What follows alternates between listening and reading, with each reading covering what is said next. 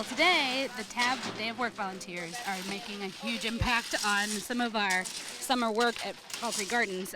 We're finishing up the bike parking area that we were given funding for at the end of the summer last year. What you see is everybody working really hard to move a big pile of gravel by wheelbarrow over to the area so we have a nice smooth surface for people to bring their bikes in. And one of our community gardeners made those racks, Keith Cruz.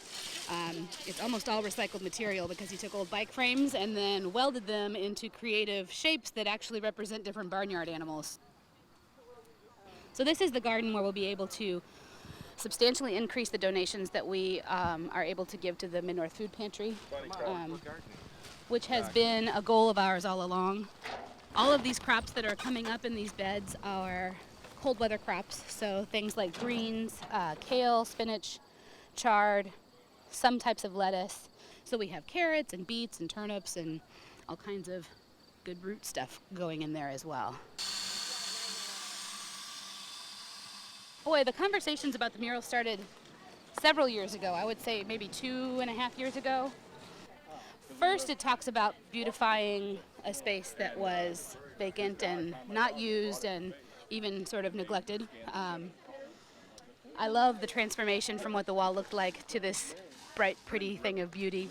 And they're just awfully bright and pretty when you come driving down the road. You know, every time I pull up here, it just gives my morale a big boost to see those bright, smiling faces up there on the wall. Fall Creek Gardens is just an important asset, along with the Unleavened Bread Cafe for our neighborhood. So we're really excited to be able to, give back to them and just support the work that they're doing here in our community. So we've got just a great group of people from TAB who have come out to spend their Saturday morning giving back.